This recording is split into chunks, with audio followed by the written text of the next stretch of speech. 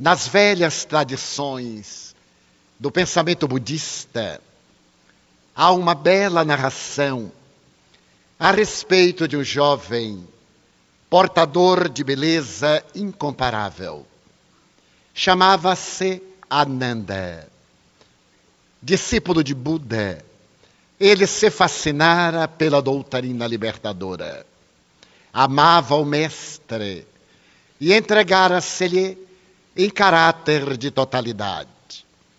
Ao tempo em que era discípulo abnegado, muitas vezes jornadeava pelo sul da Índia, levando a mensagem do Samadhi, da libertação e da vitória sobre a ilusão. Em um dos seus retornos, sob um sol ardente, numa estrada poeirenta, Ananda viu, à sombra de generosa árvore, uma jovem que junto a um poço retirava a linfa cristalina e refrescante. Transpirando, cansado, acercou-se da fonte e falou jovialmente à moça tomada de espanto. Dá-me de beber. E ela, porque verificasse nele as marcas de um Brahmani, escusou-se obtemperando. Como me pedes a mim, que sou pária, água para beber? Tu não sabes que os párias somos a sombra da fatalidade e a marca do abandono da divindade?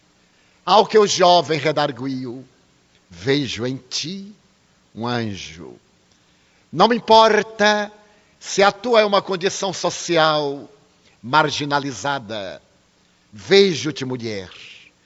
E as mulheres são anjos que a divindade coloca na terra para tornar menos ásperos os caminhos e menos solitárias as jornadas.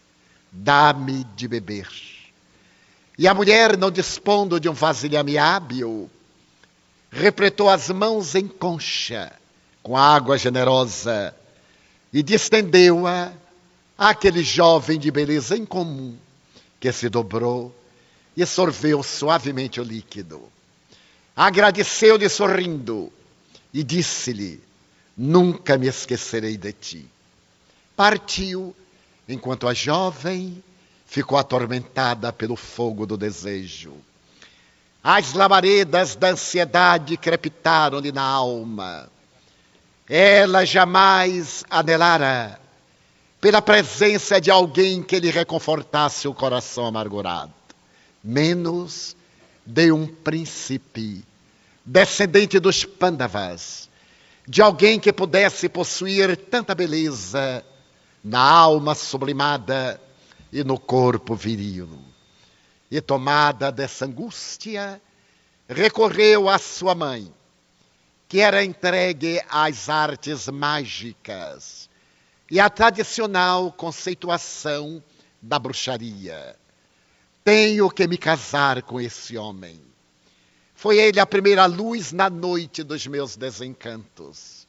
Nele encontrei o hálito da vida, a presença da esperança, o perfume do amor. Tu que falas com as almas dos imortais, tu que podes dialogar com as sombras, pede-lhes para que me ofereça de presente nesta vida amarga o suave canto daquela voz, a presença máscula de alguém que passou pelo meu caminho e eternizou aqueles segundos em um período do sem-fim. A mãe concentrou-se profundamente e, compreendendo a tragédia que se abatia sobre a filha, pária, desdenhada e agora devorada pela paixão, redarguiu-lhe: como poderia? Ele é discípulo de Buda. Os anjos do paraíso assessoram-no. Naturalmente que ele fez voto de abnegação e de pulcritude. Não poderia interceder junto aos númenes tutelares da humanidade para que o desviem da sua senda. Mamãe, ou eu encontrarei de novo este homem, ou me matarei. A sede que arde na minha alma e a doçura do seu olhar que me aplaca as labaredas são a única razão de eu continuar a viver. Tu és minha mãe, acalma meu desespero, intercede junto às sombras, para que elas o atormentem, para que elas o despertem. Apesar de ser pária, também eu tenho um corpo que atrai. Os homens atiram-me galanteios, oferecem-me até gemas, e eu me tenho preservado porque sonhei um dia com um banquete de núpcias, como outra mulher não conseguiu realizar. A mãe, consultando as sombras, percebeu que poderia viajar na direção de Ananda. O jovem discípulo havia chegado ao monastério. Buda o recebeu com seu enigmático sorriso, a sua jovialidade, a sua ternura, e o abençoou. Ele procurou a cela, atirou-se da mansarda, mas não pôde dormir. Pela primeira vez, ele sentiu que estranhas personagens que haviam vadiado as águas do Ganges retornavam de além da cortina da morte de sob o Himalaia para perturbá-lo. E sonhou que a jovem pária apresentava-se-lhe agora vestida de princesa, adornada de joias, exalando odores raros, e diante de uma música mística punha-se a bailar.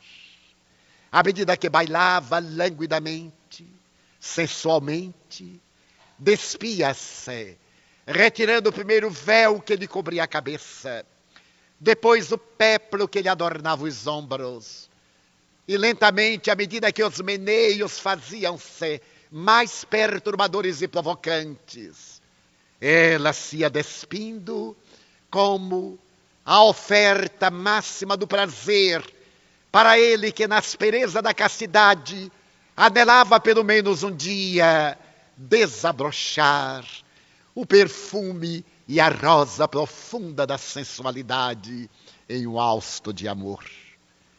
Debateu-se, angustiou-se naquele pesadelo, enquanto forças estranhas dominavam-lhe o corpo e provocavam-lhe a emoção. Buda, que nesse momento orava, percebeu que o seu discípulo estava sendo tentado pelas forças telúricas das sombras e pela perturbação da carne, tão vigorosa, pelos impulsos da animalidade, tão poderosa, que deslocou seu pensamento até a mansarda de Ananda, e dali expulsou as forças negativas, fazendo que se diluíssem sob o sopro da ternura e da compaixão. O jovem despertou, banhado por auge do suor, tremente, assustado, e percebeu o perfume da presença do mestre. A partir daí, ele penetrou mais no labirinto profundo das meditações. E a jovem, que não houvera logrado o seu intento, através das artes mágicas e da perturbação, recorreu à mãe, pedindo-lhe uma solução para o seu desejo. A sua era uma vida que havia perdido o sentido. O seu agora era o sentido da posse. Aquela alma, aquele corpo, deveriam pertencer-lhe. E a mãe com sabedoria elucidou. Vai a Buda, procura o príncipe, e ele te dirá alguma coisa a respeito de como lograrás a tua plenitude. A jovem partiu, e quando chegou ao mosteiro em que o príncipe meditava, prosternou-se, demorou-se na atitude de reverência, para dizer-lhe no momento em que ele recobrou a lucidez da consciência objetiva: eu amo a Ananda. E é somente vós possuís o condão de brindar-me com essa joia mais rara que existe na Índia. Buda olhou-a demoradamente e respondeu-lhe com um sorriso: se tu desejas, Ananda, deves ascender até o ponto em que ele se encontra. Se queres possuí-lo, é necessário conquistá-lo. E para poder atingir o patamar em que ele transita, ascende através da meditação, filia-te ao pensamento de transformação íntima. Vem meditar, buscar Deus, e eu te darei Ananda. A jovem abandonou tudo, despiu-se da marca pária, manteve a ilusão e começou a meditar profundamente tocada pelo espírito de Raga, que deveria matar a ilusão. E depois do primeiro período, ela retornou a Buda e falou-lhe que já havia encontrado um pouco de paz. Mas Ananda não lhe saía da cabeça, porque cada dia se lhe apresentava mais jovem, mais viril, agora maduro, poderoso. Era o sonho da sua ambição.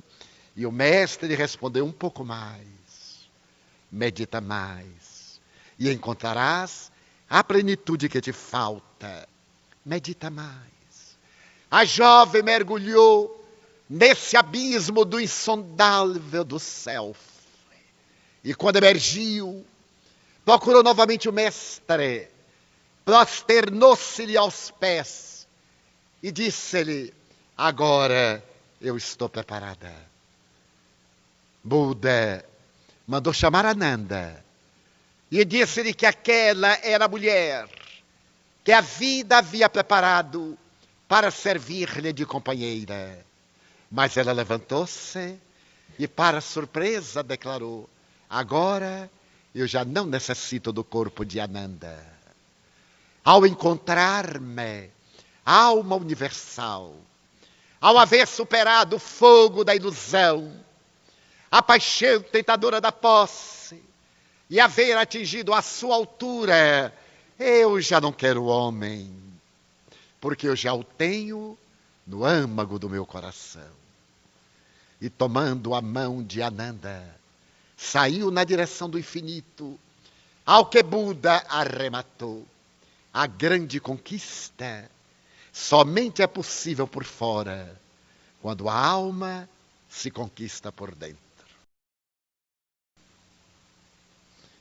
Na trajetória da humanidade, há uma psicogênese da loucura que tem passado despercebida dos maiores estudiosos das doutrinas psíquicas.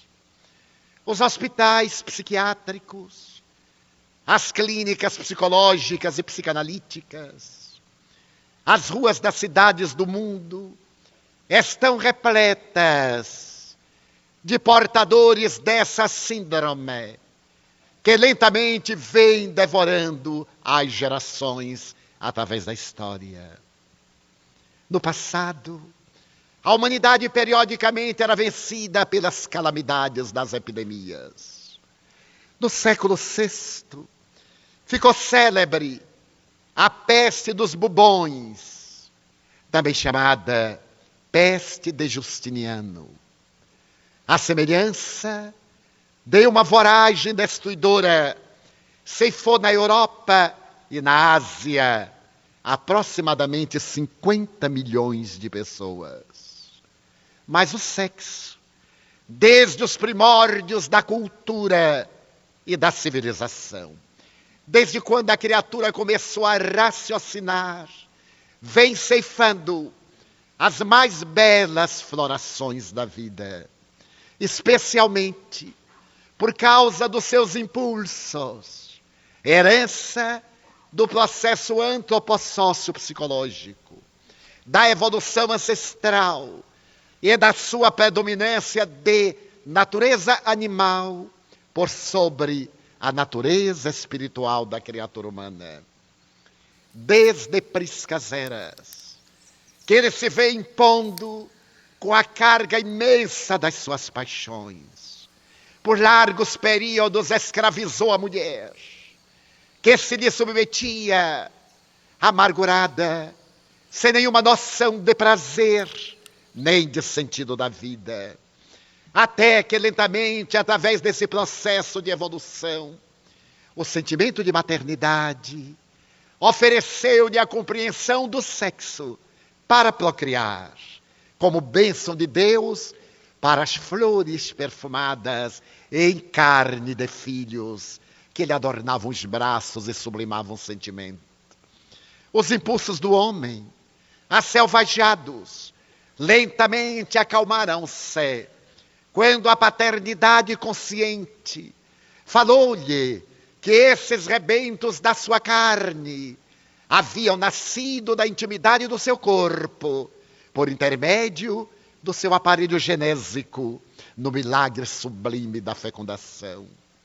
Mas assim mesmo, os desvarios da história assinalam-se pelo sexo angustiado, pervertido, ansioso, sem diretriz. A Bíblia nos fala a respeito de Judite, atormentada e atormentadora, sobre Dalila, igualmente a soldo dos filisteus, utilizando-se do sexo para os acepipes do prazer e a projeção político, econômico, social a que se entregava.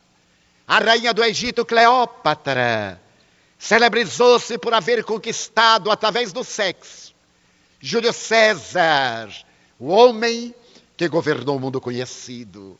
E quando ele sucumbiu no punhal de Brutus, Antônio, que saiu do segundo triunvirato para tornar-se conquistador das legiões, e deveria morrer sob o cerco cruel de Otávio, quando ele e a rainha do Egito optaram pelo suicídio. Na mesma fileira das narrativas, iremos encontrar, um pouco antes, a rainha de Sabá, que submete Salomão ao seu encanto de pele negra, não obstante o seu harém de 700 concubinas.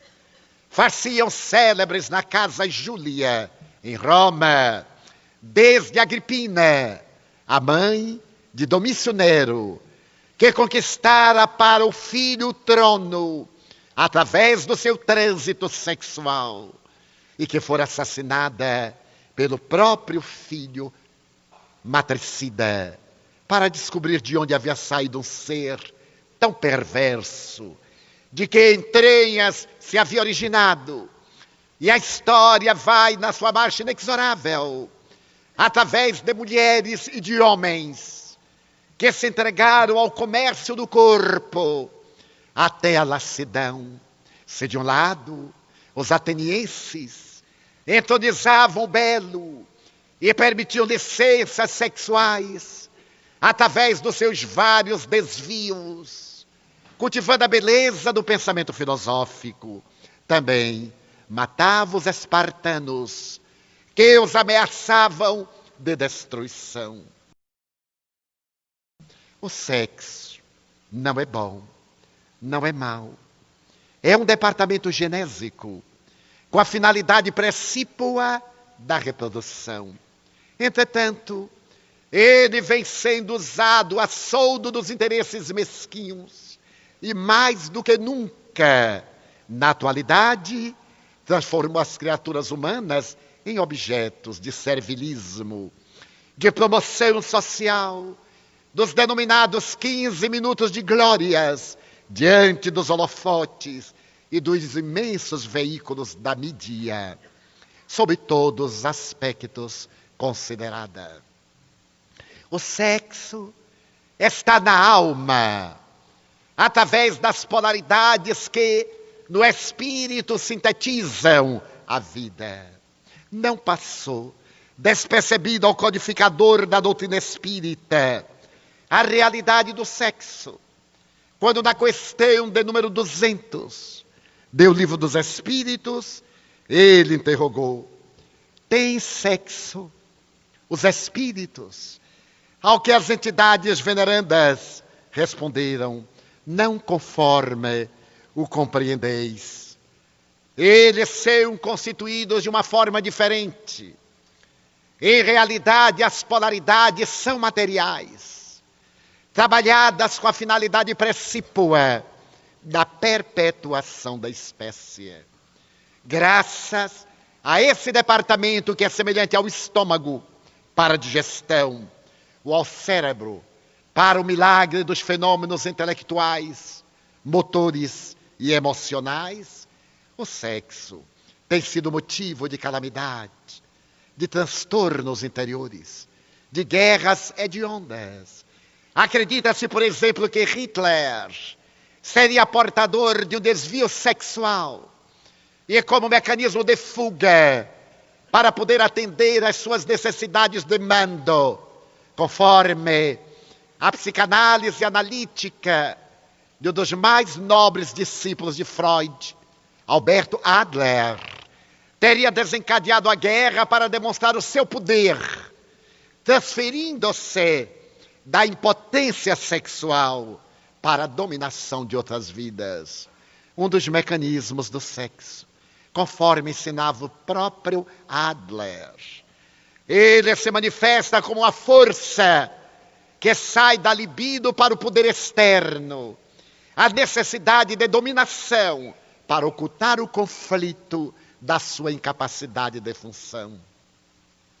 Nesta mesma ordem de raciocínio, vamos observar que a divindade, quando nos ofereceu o departamento do sexo, facultou-nos a sensação, facultou-nos a emoção, a sensação dos impulsos materiais para a busca, a eleição no quimismo cerebral, capaz de poder proporcionar as manifestações externas da libido.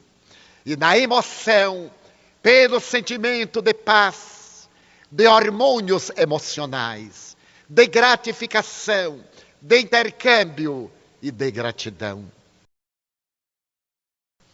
No entanto, são poucos os indivíduos na Terra que podem ser considerados como portadores de manifestações sexuais catalogadas como normais.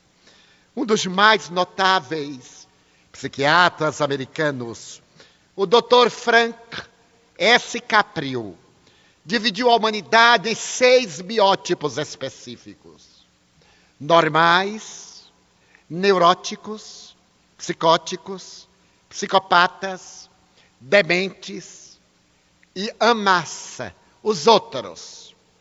Aqueles que fazem parte dos grupos massivos da Ásia, da Arábia, da África, das ilhas do Pacífico, e que se perdem nesse aluvião de primitivismo, procurando definir o que seria uma pessoa normal. Diz o Dr. Caprio, é aquele indivíduo que é capaz de viver de maneira consentânea com o equilíbrio psicológico, que é capaz de amar a outrem, sem o escravizar à sua paixão. É capaz de repartir sentimentos, é capaz de superar os conflitos da jornada. Não apresenta nenhuma lesão de natureza psicológica ou fisiológica cerebral. Seria este o indivíduo catalogado psiquiatricamente como sendo normal. Mas da mesma forma, um outro psiquiatra extraordinário, o Dr. Edward Groff, da Inglaterra, estabelece que o indivíduo perfeitamente normal é aquele que pode desembaraçar-se dos compromissos sem conflito. E é normal sexual aquele que pode ter uma vida saudável, sem culpa, sem fetiche, sem superstição. A Organização Mundial de Saúde estabeleceu como sendo saúde não a ausência de doenças, mas um bem-estar de natureza psicológica, de natureza fisiológica, de ordem social. Aquele que psicologicamente está em harmonia, cujo organismo se encontra em equilíbrio e experimenta um bem-estar do relacionamento social, para a Organização Mundial de Saúde, é o indivíduo normal. E o que seria para a Organização Mundial de Saúde? O indivíduo sexualmente normal, conforme o manual apresentado para aqueles encarregados dos labores de saúde na área da educação. Seria o indivíduo cujas funções são exercidas sem complexos, sem ansiedades, sem tormento. Que são capazes de amar a pessoa, libertando-a das suas imposições. Que pode proporcionar bem-estar com a sua presença. Que estimula os valores hábeis da vida. Que é capaz de enfrentar as vicissitudes sem ter qualquer conflito. E quando haja esse conflito, dele sair com relativa facilidade. Então esse é o indivíduo sexualmente normal, isto é, sexualmente saudável. Aqueles que se encontrarem colocados dentro deste padrão podem ser considerados indivíduos saudáveis. E quais são aqueles não saudáveis do ponto de vista psiquiátrico? São aqueles portadores de desvio da libido. Eles formam uma classe enorme e relacionamos apenas alguns deles como sendo aqueles do autoerotismo, da erotomania, do narcisismo, do exibicionismo, do voyeurismo, do fetichismo, do bestialismo ou zoofilia, do pluralismo, do onanismo, da necrofilia, do masoquismo, da pedofilia, do sadismo, do intersexualismo, do transexualismo, do homossexualismo. E a classificação vai psiquiatricamente ainda mais 10 biótipos mais extravagantes e mais atormentados. Seriam, portanto, funções que se encontram perturbadas, seja do ponto de vista psicológico, seja do ponto anatomo-morfológico, com as consequências psicológicas correspondentes. É que vale dizer, são os indivíduos que, para a função sexual normal, necessitam de ver outrem praticando sexo, e ele as ocultas, voyeurismo. Aquele que gosta de exibir a sua genitália, exibicionismo.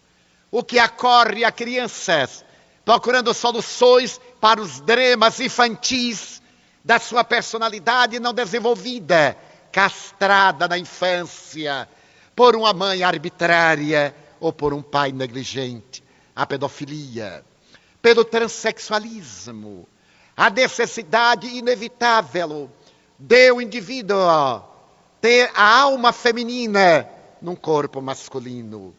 E sucessivamente, nas várias anomalias, que aqui não iremos ainda definir como patológicas, mas que se podem transformar em transtornos graves do comportamento, levando ao crime, ao homicídio, como no sadismo, em que a pessoa experimenta prazer à medida que inflige sacrifícios e dores físicas, morais, até a morte dos seus parceiros, que perdem o direito de ter vida. Esses desvios sexuais, sem nenhuma condenação de nossa parte, trazem a marca de que o sexo é um departamento que resulta do espírito. Em bela página, Emmanuel, o espírito nobre, tem a oportunidade de assentir, através da mediunidade de Francisco Cândido Xavier, que o sexo é vida. E que essa vida, para poder chegar à plenitude, deve ser cuidada com respeito e a atenção que a vida como um todo merece de cada um de nós e de todos nós. Por isso mesmo o sexo tem as suas raízes no comportamento do espírito. Sendo o espírito assexuado, é a questão do Livro dos Espíritos, de nome 201. Quando Allan Kardec pergunta, os espíritos que animam o corpo de um homem pode, em uma outra reencarnação, assumir o corpo de uma mulher, ou vice-versa? E eles respondem sim, pois são os mesmos os espíritos que habitam esses corpos. É que vale dizer que o espírito que numa jornada é portador da anatomia masculina e dela se utiliza de maneira equívoca ou irresponsável na cata de exorbitantes prazeres, pode estabelecer um conflito sexual nas áreas profundas do seu corpo perispiritual. No seu modelo organizador biológico, ou no seu corpo astral, que se encarregará de, numa próxima reencarnação, criar-lhe uma anatomia correspondente, porém conflitiva, desde que ele abusou da função para a qual o órgão foi estabelecido, ele retornará com a psicologia masculina, ou feminina, se for o caso, a anatomia feminina ou masculina, mas graças ao mau uso, vai necessitar de estímulos que saem da área mental do estado normal, para poder encontrar motivos para o atendimento da necessidade sexual. Se por acaso, em várias reencarnações, ele trouxe a polaridade masculina, de que se utilizou indevidamente para infelicitar, para submeter a mulher, para escravizá-la, para desdenhá-la, para dela se utilizar como de algo descartável. Um dia, para desenvolver os sentimentos de amor, de ternura, de maternidade, esse espírito reencarnar-se-á na forma masculina, ou melhor, feminina, trazendo uma psicologia masculina. A forma feminina ser-lhe-á imposta por uma necessidade de evolução, mas as suas lembranças, seu comportamento, serão todos eles masculinos, e teremos aí uma conduta homossexual. O que não quer dizer que signifique uma conduta de corrupção, mas uma tendência a gostar de pessoas do seu mesmo sexo, a procurar naturalmente correspondentes dentro da sua faixa de emoção. Se por acaso foi uma mulher que exorbitou, que se utilizou da função sexual para os caprichos e para o poder, que despedaçou lares, ela se reencarnará numa formação oposta, para aprender dignidade, para aprender vigor, e naturalmente ela terá uma postura homossexual feminina. Não se trata de uma punição, antes de uma proposta reeducativa, para ensejar ao espírito rebelde a disciplina que vai harmonizá-lo dentro das funções sexuais que estão no seu psiquismo. O sexo, por outro lado, é o responsável pela família, da poligamia, em que era possível a variação de parceiros sem qualquer respeito pela integridade um do outro. A monogamia, conquista extraordinária da evolução animal, antropológica. O indivíduo vai encontrar na família o regaço de apoio para a plenitude sexual. Não nos referimos aqui ao aparelho genital, mas à sexualidade, a esse conjunto que estabelece o paradigma de um indivíduo harmônico. A sexualidade são todos os implementos, elementos que constituem o indivíduo, enquanto o sexo é apenas o aparelho promotor da função dessa natureza. A família é o grande lar, no qual, em miniatura, nós avancemos na direção do imenso lar, merecendo da nossa conquista psicológica todo o empenho, todo o valor. A fera que lambe o filho será mais tarde a criatura humana, o seu psiquismo, que beijará eternamente a face do ser angélico que lhe dorme nos braços. O animal que vai enfrentar os predadores para poder defender a prole, será mais tarde o pai que se postará à frente do lar para resguardar a integridade da família das agressões mais variadas. Um processo de evolução que lentamente vai atingir a família além dos vínculos biológicos, da consanguinidade. A família étnica, aqueles que estão vinculados por princípios genéticos de uma etnia. Depois, a família global do país, pelo sentimento de amor à pátria.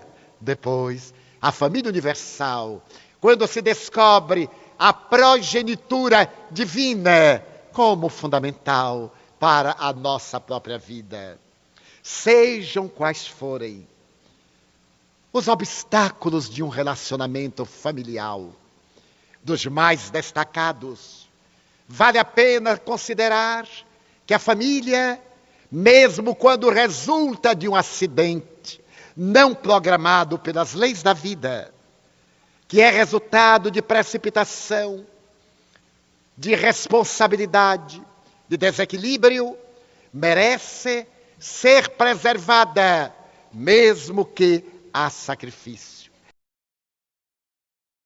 A fidelidade conjugal, ou a fidelidade do parceiro, deve ser mantida para evitar-se que se venha a lesionar emocional, moral e espiritualmente o ser que lhe comparte a marcha. A denominada proposta da pessoa assumir a sua sexualidade, com quantos parceiros se lhe apresentem, não é saudável psicologicamente. Mesmo porque ninguém é capaz de amar a parceiros diferentes. E essa busca desesperada, essa variação é um desvio de atitude sexual. Não é questão do aparelho genésico, é distúrbio emocional de uma mente que se perverteu e perdeu o sentido dos hormônios espirituais. Toda vez que a infidelidade consagra a multiplicidade de parceiros, especialmente quando se diz que o direito da mulher, semelhante ao do homem, é o de ter vários parceiros para atender a sua sexualidade. Poderíamos dizer que é para atender o seu distúrbio de emoção. A sua mente é estimulada pelos acepipes da desgovernança propagandística dos meios de comunicação. Porque nenhuma mulher realmente se realiza quando ela passa de mãos e se entrega por necessidades, entre aspas, emocionais, a pessoas desconhecidas que a deixam ainda mais fragmentada, porque todos buscamos o amor.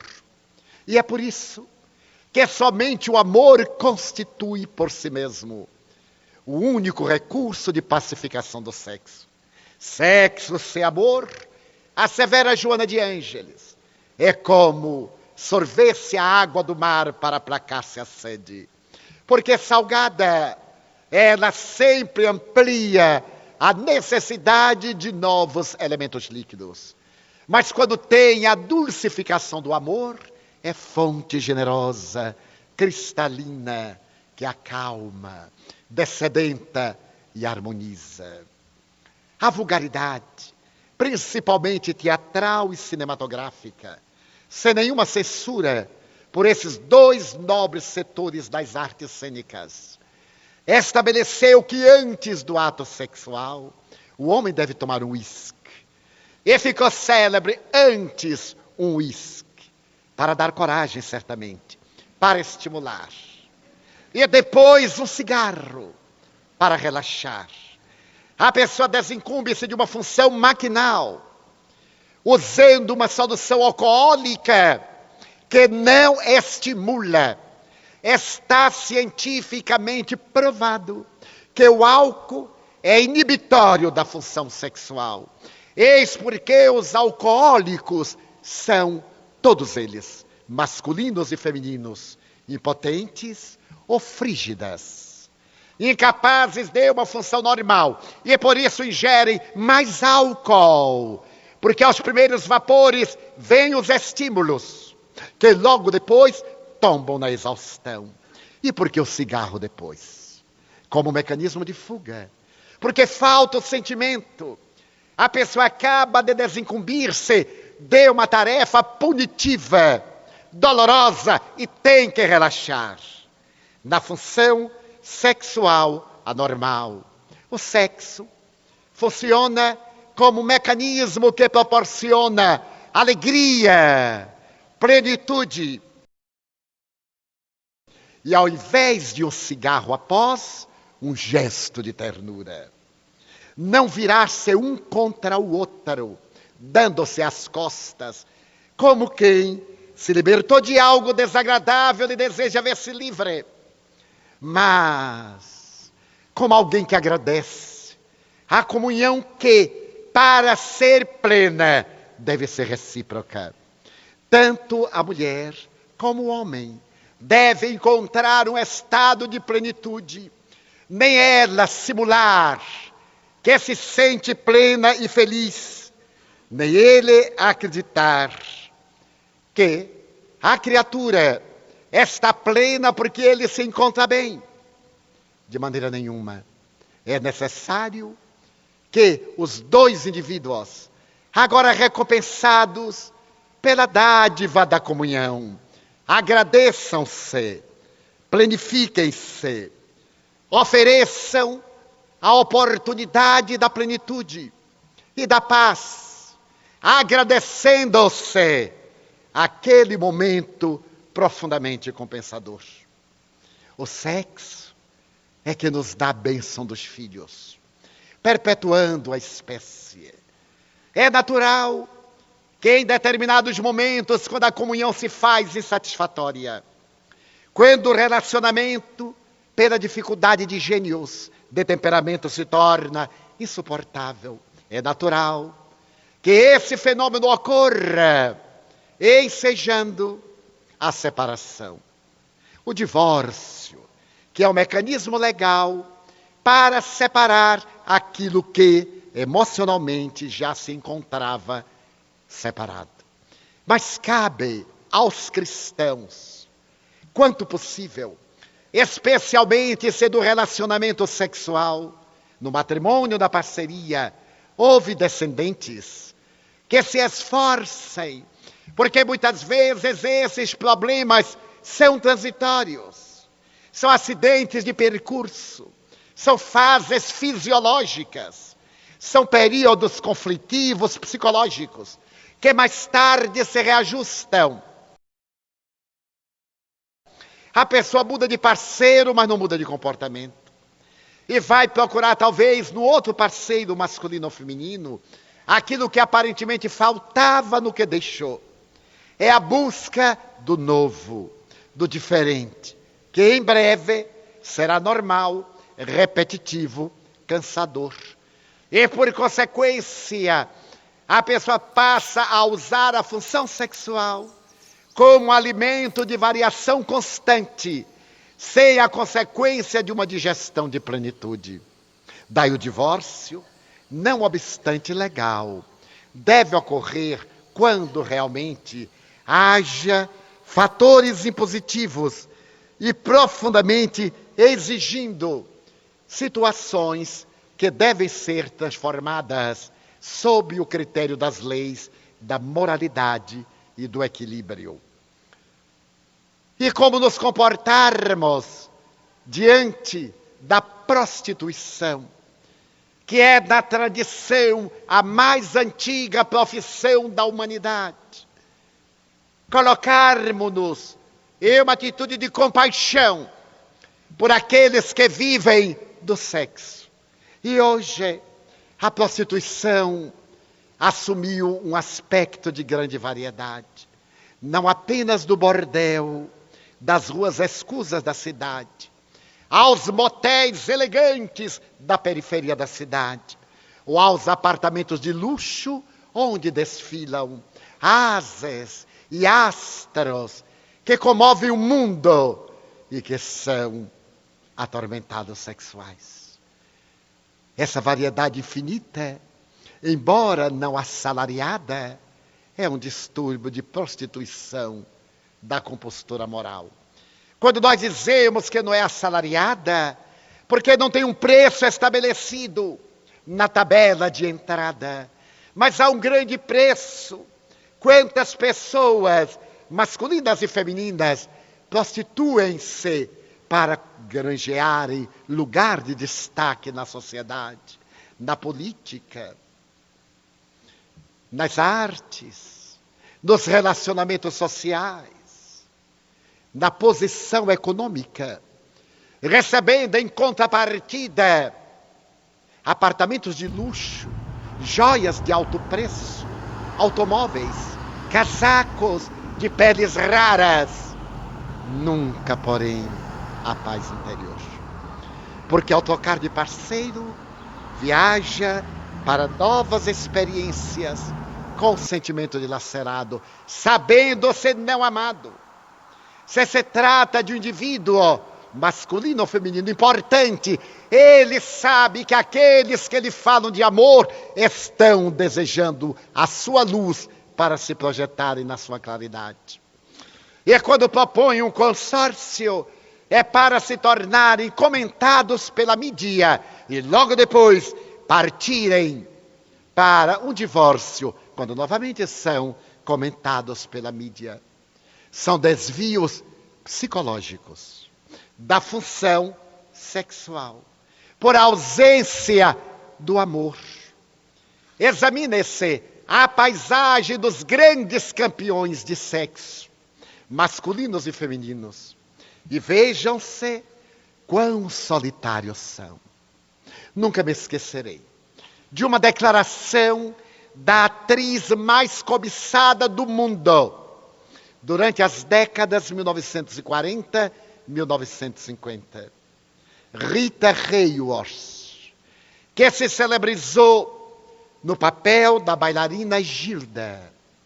Ela se casou com o príncipe Ali Khan, com Orson Welles, o gênio da cinematografia. Oficialmente teve 7 maridos. E viveu quanto lhe permitiu a necessidade emocional da busca. Logo que o príncipe Ali Khan dela se divorciou, o filho do homem mais rico do mundo, o Aga Khan, ela escreveu amarga: os homens deitam-se com Gilda, a personagem, e acordam com Rita, a mulher frágil, a mulher necessitada de amor. Gilda era a mulher que vendia sexo, vendia por dinheiro, vendia por emoções, vendia por palavras, vendia por ternura. Mas Rita era a mulher que queria amor, que queria alguém, que queria companhia, que queria ternura. E quando os homens acordavam e viam Rita, divorciavam-se. Porque eles se casaram com Raga, a ilusão. Aquela ilusão da pária que queria de anã do corpo para atender à sede febril do sexo em desvario. Marilyn Monroe casou-se com o astro mais famoso dos desportos americanos. Divorciou-se. Depois casou-se com Celebre Miller, o intelectual. Ela fez o papel de uma pessoa pouco inteligente, que agradava a cultura americana vulgar da época, em que as louras tinham por obrigação ser incompetentes, só valerem para o sexo. E ela fez esse papel de uma mulher incompetente, idiota, de um símbolo sexual. Casou-se com um homem plenipotente de forças físicas e com um suave intelectual, que se divorciaram dela. E morreu numa overdose, segundo a imprensa, depois de haver tentado manter um romance com uma das personalidades mais célebres do século XX. Vazia e amargurada. Mas os homens também não são diferentes. Quantos que se têm suicidado, vitimados por esse vazio sexual? Eu me recordo de vários astros cinematográficos e de vários da televisão que mergulharam no abismo profundo da decepção, fustigado pelo sexo, que já não lhes diziam nada. E chegaram mesmo a escrever: eu consigo as mulheres que eu quiser. À semelhança de um James Bond. Mas desperto, amargurado e vazio, qual é o sentido da vida? E alguns deles suicidaram-se. Os mais amados e os mais disputados, por causa dos tormentos sexuais. Por isso, no início, dissemos que na psicogênese dos distúrbios sexuais, dos distúrbios da loucura, nós vamos encontrar o sexo desempenhando um papel fundamental. E quando será o sexo ideal para nós? A abstinência. Não iremos transitar do hotentote para o santo. Não podemos esperar que o homem primitivo dê um salto da caverna para a cátedra de direito internacional. Todas as manifestações do sexo merecem-nos respeito, mas todos os desvios pedem-nos orientação. Se é um desvio, está-se fora da estrada do equilíbrio. Não é condenável, mas é atormentante para quem está fora da trilha. Que fazer? Inicialmente, uma viagem interior na busca das suas aspirações. Fazer-se uma pergunta: o que é que eu desejo realmente da vida? Eu tenho experienciado, ou eu não tenho experienciado, a função sexual? Como é que eu me encontro perante a vida? Será que o sexo é tudo para mim? Ou eu poderei encaminhá-lo para outras funções se estou em abstinência? Ou se estou exorbitando, poderei ter uma disciplina normal e os excessos de libido, que não são apenas do sexo, da gula, do narcisismo, das realizações pessoais, não poderei encaminhar para outras áreas de comportamento nas quais eu me sentirei pleno e feliz? E essa busca, que resultará da pergunta, será o primeiro movimento para a nossa vida saudável sexual.